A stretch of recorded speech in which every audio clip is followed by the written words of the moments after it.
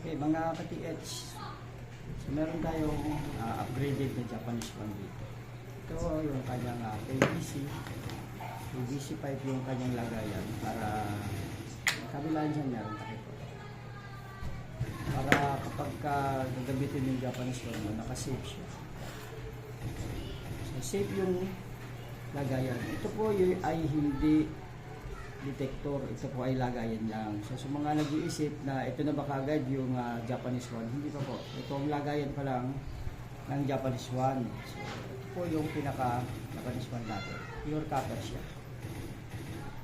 Okay, so kaya ko nilalagyan ng magandang lagayan yung ating gamit para pag gagamitin siya ay safety. Ito ay pure copper. Yung handle niya copper. Meron siyang lagayan dito ng load.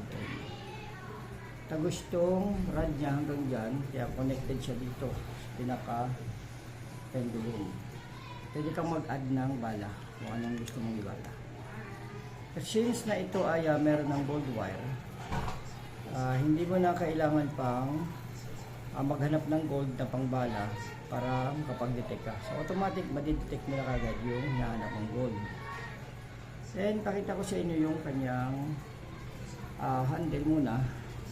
Yung handle natin ay naka-sealed na siya. So hindi na siya kagaya nung dati na nagko-comment na natatanggal na puputi. So ito naman sa pendulum ay ganun din. So inilak ko siya. Ayan, nakalock na yung pendulum niya. At dito ito nakalock na rin siya. So hindi na siya nauhugot-hugot. Talagang sealed na siya.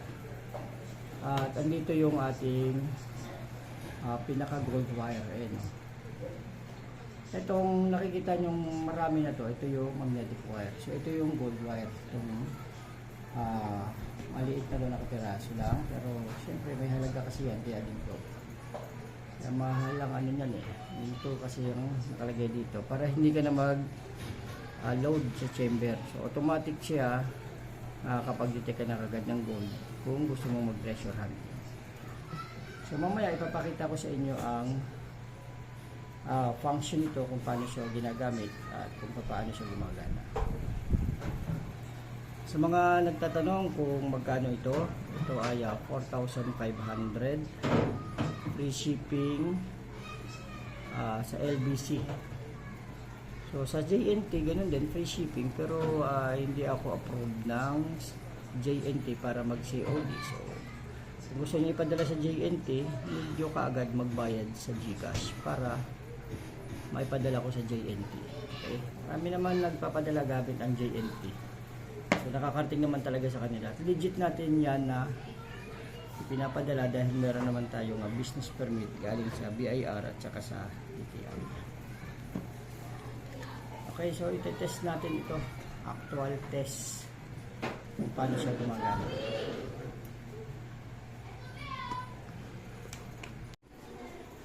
Okay, ito yung test natin. Ito yung gold wire na nilalagay ko dyan sa pendulum na ito. I-test natin siya kung paano gamitin itong Japanese one. Tapos ito yung PDT na place. Tapos may pendant siya. Okay, listen. So, ang proper handling ng Japanese one na to ay ipitin mo lang siya ganyan. Tapos, pagka dito ka muna, mapapalayo pa yung target. Hintay mo lang siya, tutok mo lang siya ganyan sa likod, ground balance. Then, hintay mo siyang kusang kumalaw. Magkakaroon niya ng frequency kasi ito yung tinatawag na divine power. Ayan. So yung pendulum niya nag-a-access papunta doon sa target. I-step ka rin isang step. Hintay mo ulit siyang gumalaw. Okay, so yan. Matatarget mo na ngayon. So pagka natapatan mo siya, magbabago yung galaw ng kanyang pendulum.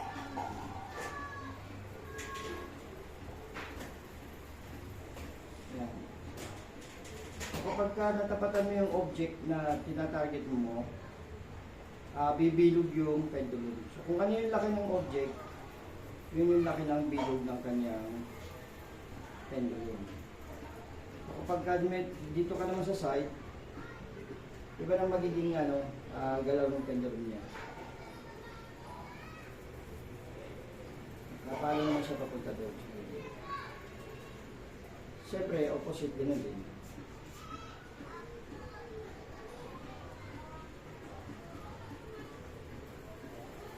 Napalo siya.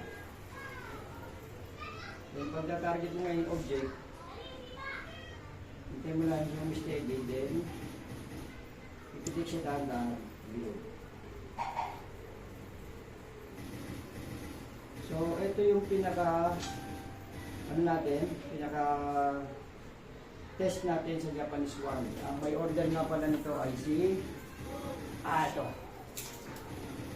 PH na Berman Barba Mamugay, Iligan City. Ito yung order mo. Test na natin.